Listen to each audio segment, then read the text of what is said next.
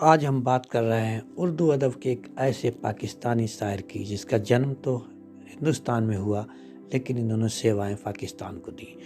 साथियों, जान करते सुनकर के ऐसा ही लगता है कि ऐरा गहरा रहे होंगे, लेकिन जब इनके बारे में जिन लोगों को जानकारी है, आप सभी को जानकारी है कि ये वहाँ पाकिस्तान में अपनी भाषा समिति के अध्यक्ष थे। भाषाई रूप में ये बहुत ही समृद्ध थे, मगर इनकी ज़िंदगी का जो मकसद था, उस उनके जो 10 बेशकीमती शेर हैं वो आपके सामने आज हाजिर हैं और आप उनका आनंद लीजिए। तो इनका पहला शेर था जो जो गुजारी ना जा सकी हमसे, हमने वो ज़िंदगी गुजारी है। साथियों, यहाँ पर देखने वाली बात यह है, जो गुजारी ना जा सकी हमसे, हमने वो ज़िंदगी गुजारी है। यहाँ पर एक आशिक जब बैठा होता था इनकी महफ़िल में, तो उसे लगता था कि किसी अपनी मासूका के लिए ये कह रहे हैं, और जो और बैठे होते थे, यही इस कवि की खूबसूरती थी कि इन्होंने जो कह दिया वो कह दिया। उसका सानी आज तक कोई नहीं हो सका, जो गुजारी ना सकी। अब यहाँ एक किसान सुनेगा, एक मज़दूर सुनेगा, तो वो सोचेगा इस बात को, उसके अल्फाज ये कह रहे हैं, उसके अर्थ अपने निकलेंगे कि आखिर जो जीने लायक ज़िंदगी नहीं थी, हम वो पूरी गुजार के आए हैं। तो जो कवि, एक रचनाकार जो लिखता है, वो एक अजूबा होता है। वो हर किसी को अपना दर्द उसमें लगता है, हर किसी को अपना चेहरा उसमें दिखता है। इसीलिए जान वालिया साहब कह रहे हैं, हमने वो ज़िंदगी गुजारी है जो गुजारी जा नहीं सकती थी। इसी प्रकार से दूसरी तरफ हम जो देखते हैं, तो शायर क्या कहते हैं, मैं भी बहुत अजीज हूँ, इतना अजीब हूँ कि बस खुद को तबाह कर लिया और मलाल भी नहीं। कितना उम्दा लिखा है इन्होंने क्या संकेत दिया है हमारे लिए कि मैं बहुत अजीब हूँ, कितना अजीब हूँ कि खुद को तबाह कर लिया और मलाल भी नहीं है। यहाँ पर शायर के जो अल्फाज हैं, जो उसकी भावनाएं हैं, वो कई प्रकार से हमें पकड़ती हैं, कई प्रकार से हमें अपने आगोश में लेती हैं, और उसके भी कई अर्थ निकलते हैं। अब इतना अजीब कौन हो सकता है जो खुद को तबाह कर ले। साथियों, यहाँ पर शायर का निशाना उस ओर था कि हाँ, आपको तबाह होना ही पड़ेगा, कुछ बनने के लिए, कुछ पाने के लिए। आप जिस मौज मस्ती में जीवन जी रहे हैं, यदि आप उसमें ही जीते रहे तो आप कुछ नहीं पाएंगे। इसी प्रकार का एक मिलता जुलता शेर जो आपने कभी सुना होगा कि हिना रंग लाती है पत्थर पर पिस जाने के बाद। उसी प्रकार से आप समझ लीजिए कि आप भी तभी कुछ कर पाएंगे जीवन में, जब आप खुद को तबाह कर लेंगे और उसका मलाल भी नहीं होगा, फिर वही मिलेगा जो आप चाहते हैं। तीसरा इनका शेर देखिए, कौन इस घर की देखभाल करे, रोज़ एक चीज़ टूट जाती है। शायर यहाँ पर भी कहना चाह रहा है कि आखिर ऐसा घर है, हमारा ये मंदिर है, हमारा दिल है, हमारा दिमाग है, ये सब हमने बनाए हैं, लेकिन रोज़ हमारे अरमान टूटते हैं। अब जो इश्क करते हैं उन्हें लगता है कि रोज़ हमारी महबूबा टूटती है, हमारे वादे टूटते हैं, हमारे कस्में टूटते हैं। लेकिन इसको हम दूसरी जगह आप जब ले जाते हैं, तो आप समझते हैं, नौजवानों के रोज़ हौसले टूटते हैं, छात्रों के हौसले टूटते हैं, और किसानों की जब फसल उजड़ती है, जब डूबती है या सूखती है, तो उनके हौसले टूटते हैं। यहाँ पर शायर इशारा करता है कि रोज़ एक चीज़ टूट जाती है। तो हमारे मानवीय जीवन में भी रोज़ एक चीज़ टूटती है, लेकिन शायर का अपना अंदाज़ था। वो हमें बताना चाहता था कि कौन इस घर की देखभाल करे और रोज़ एक चीज़ टूट जाती है। इसी प्रकार से इन्हें अपनी चौथी शेर में इनकी बात हम करेंगे। कैसे कहें कि तुझको भी हमसे है वास्ता कोई, कैसे कहें कि तुझको भी है हमसे वास्ता कोई, तूने तो हमसे आज तक कोई गिला नहीं किया। अब साथियों, इसमें भी शायर ने जो कहा है वो बहुत कमाल की बात कही है कि जिस चीज़ों से हम चिढ़ते हैं, जिनका हम शिकवा शिकायत करते हैं, वहीं पे लगता है कि हमारा आंतरिक संबंध वहीं पर है, हमारा स्नेह वहीं उमड़ता है जहाँ शिकवा शिकायत होती हैं। हम अपने रोज़मर्रा के जीवन में रोज़ खींच उठते हैं, हम लोग झुंझला जाते हैं ज़रा सी शिकवा शिकायत पर। लेकिन जॉन एलिया साहब कहते हैं कि अगर आप हमसे कोई शिकवा शिकायत नहीं करते हैं, तो समझ लीजिए कि हमारा आपका कोई वास्ता नहीं है। ये शेर भी ऐसी कोई जगह नहीं जहाँ फिट ना होता है। बहुत लोगों को एक सामाजिक आईना दिखाता है ये शेर, और शेर बताता है कि आखिर आपने क्या किया है, आप क्या करना चाहते थे। इसीलिए ये शेर हमारे लिए बहुत कुछ सिखाता है। अब हम देखते हैं इनका पांचवा वो गजब का शेर, जिसको सुनने के लिए सारे लोग इन्हें क्या कहते थे कि महफिलें गूंज जाती थीं, तालियों की गड़गड़ाहट रुकती नहीं थी, एक आकाश भर तालियां बजती थीं जब जॉन साहब अपना 5वां शेर कहते थे, हमको यारों ने याद भी न रखा, जॉन यारों के यार थे हम तो। अब यहाँ पर अपना दर्द जो अंदर का है, जो अपनी दर्द पीड़ा है, जो अपने अंदर जो मलाल है, उसको ज़ाहिर करते हुए शायर कहना चाह रहा है कि हमको यारों ने भी याद न रखा। क्यों? क्योंकि हम तो यारों की याद थे।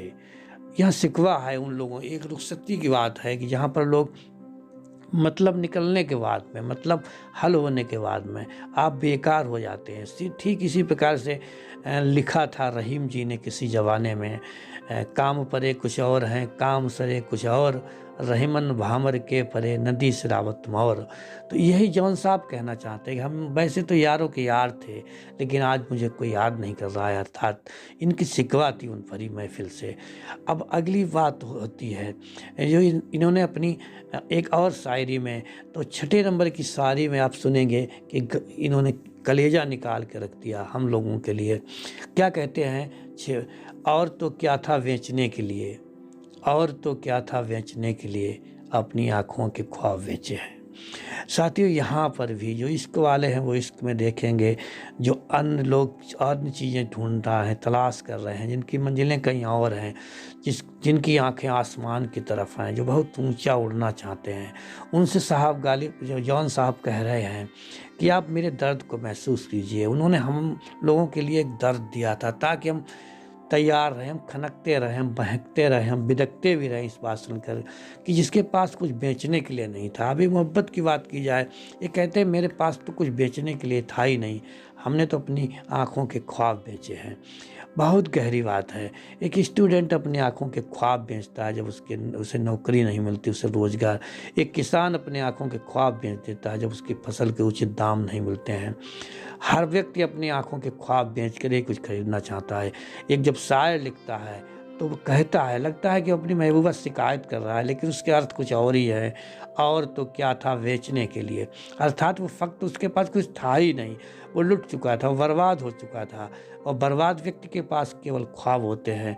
तो कह रहे हैं, और तो क्या था बेचने के लिए, अपनी आँखों के ख्वाब बेचे हैं। इसके आगे अब चलिए आप अगला खजाना इनका खोलते हैं। 7वें नंबर पर हम देखते हैं इस शायर ने हमारे लिए क्या बख्शा था।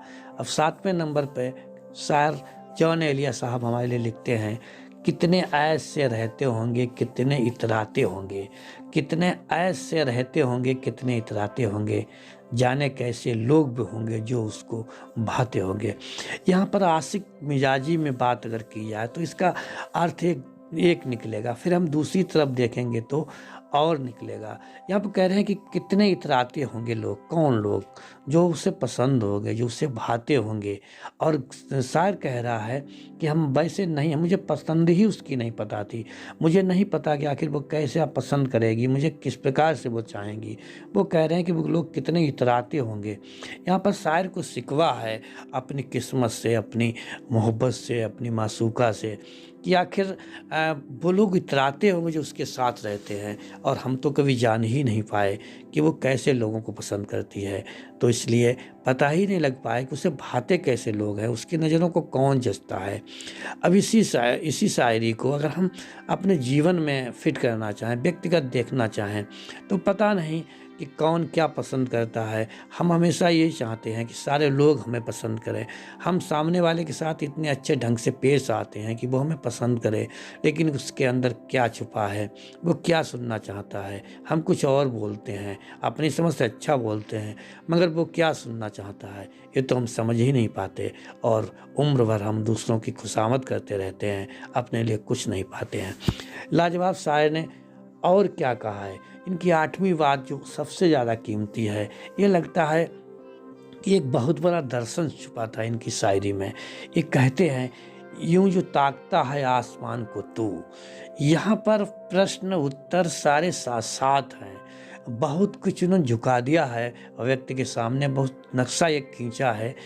यूं जो ताकता है आसमान को तू, कोई रहता है आसमान में क्या। कितनी गहरा अंदाज है इस शायर का देखने का। पूरा जीवन इन्होंने अपना खोल के रख दिया, खुली किताब थी जान आलिया साहब का जीवन। यूं जो ताकता है आसमान को तू, कोई रहता है आसमान में क्या। यहाँ पर बड़ा तंज कसा गया है कि जो तेरे सामने इंसान है उसको तू नहीं पहचान पा रहा है। जो तेरे सामने इंसान खड़ा है, जो तुझे चाहने वाला खड़ा है, जो तेरा आशिक है, जो तेरा महबूब है, तू उसे नहीं पहचान पा रहा है, तू आसमान को देखता है।